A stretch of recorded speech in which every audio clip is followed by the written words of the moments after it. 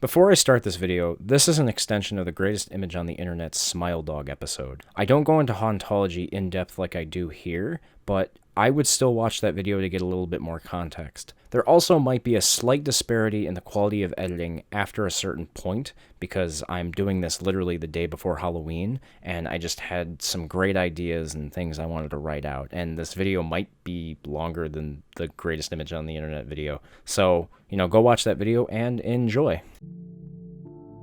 This creepypasta, and most creepypastas, evoke ideas of hauntology, an examination of our present and future through viewing specters of the past.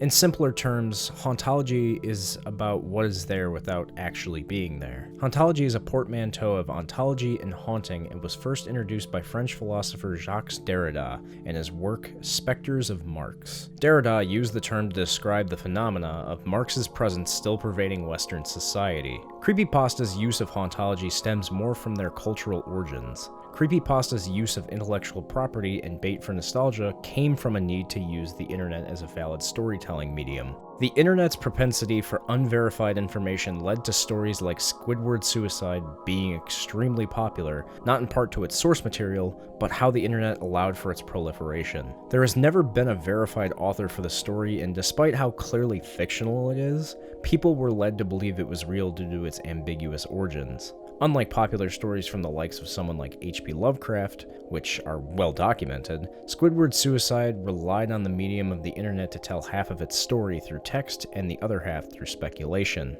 Another interesting perspective related to hauntology and creepypastas are the haunted video games microgenre. Creepypastas about early Pokemon games like Red, Blue, and Super Mario 64 are constructed from the memories of players that found parts of the games eerie. The limitations of the hardware for both games often yielded unsettling results. The song for Lavender Town is a harrowing tune which was rewritten in gaming history as something uniquely sinister. The story of Lavender Town syndrome implies that binaural beats were encoded into the song itself, causing discomfort and other psychological effects. The story was intended to provoke and bring out lingering feelings of uneasiness when remembering a fond gaming memory. A perception of that song and area in Pokemon Red and Blue has forever been recontextualized by the spread of that creepypasta. Lavender Town's uneasy melody returned as a specter in the form of an internet story.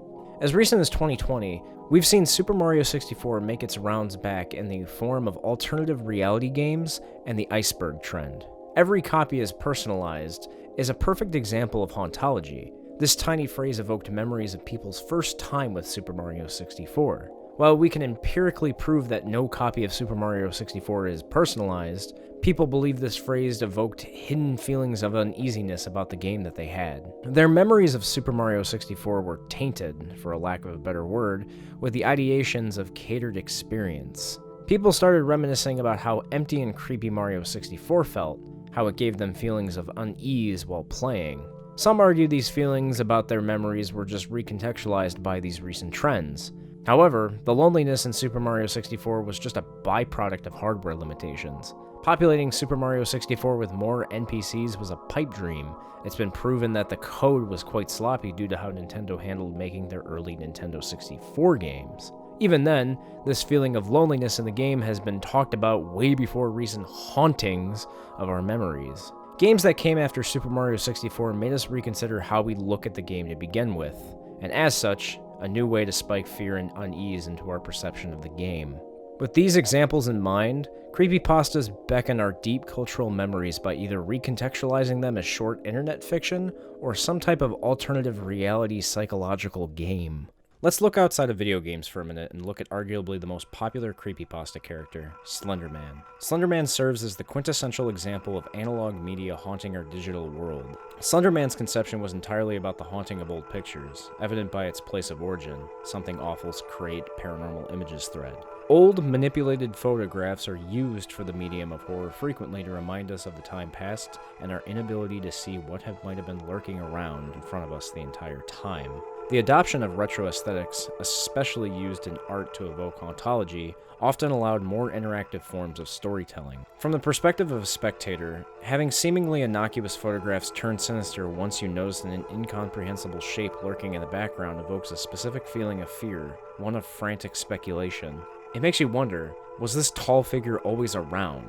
The form of story in which Slender Man took off was based on this premise. Anyone can take these few images and create a spooky story out of them. Slender Man's fiction and this form of media pervaded reality in many ways. The internet allowed for more real-life content like this, such as photos of someone right before their death and other true crime-related photographs. Remnants of something's existence, especially terrifying if never to be found again, is a concept that shakes us to the bone. Even though Slender Man is an arguably fiction, we find ourselves reevaluating the past, even if we didn't live in whatever time a photo or image was taken.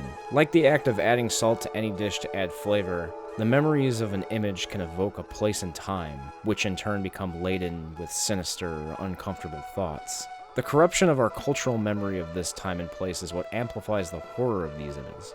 Even outside these doctored original images of Slender Man, the internet created a mythos around the character, allowing the character to pervade the unstable minds of two young girls, enough so to enact a heinous crime which almost had deadly consequences. The two young girls were mentally unstable enough to see and act out the will of a fictional apparition. It's bizarre to think that something so flagrantly fictional would have real-world consequences. But here we are. With Hauntology in perspective, the ubiquity of Slender Man manifested itself in the fragile minds of these two young girls, like how Hamlet saw the specter of his father and drove both examples to madness. I hope that's not in poor taste, but it illustrates the potency of Hauntology in the digital age. The origin and fiction of Slender Man became totally irrelevant in 2014 when that tragedy happened, and the hyper-reality of the internet became very, very transparent.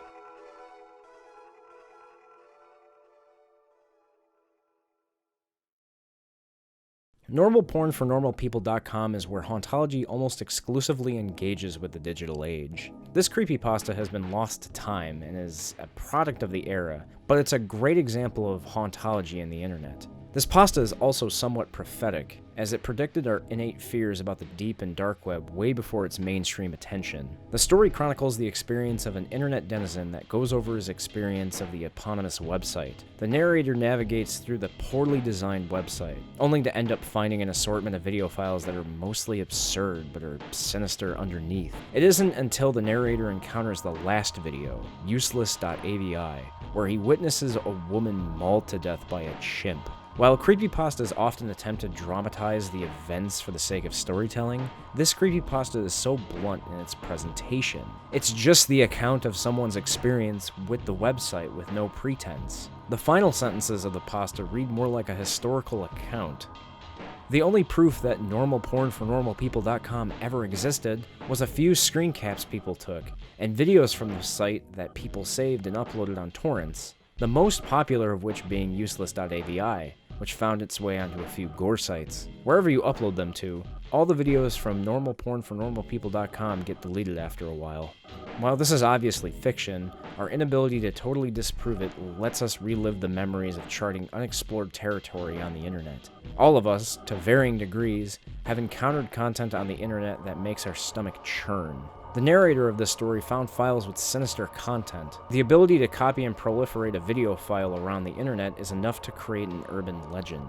While the names of the files and story are debatably fiction, the awful possibility of something like it existing is 100%. Our exploration and understanding of the dark web confirms this. Illegal materials are distributed on the deep web, which are 100 times worse than what's described here in the story. Hauntologically, the remnants of finding analog media like VHS rear their ugly head again. Finding a blank or a white labeled tape with one word is a perfect analog to finding an unknown video file somewhere on the web. The constant that never changed is our curiosity to find out what's inside. However, the digital age can conceal more than analog media ever could. The proliferation of media on the internet is infinitely faster than tape trading, meaning that old media can also be just as proliferated. Even though new technologies make it easier for media to be spread, what we find on the internet can be recursive, which leads into my next and final example.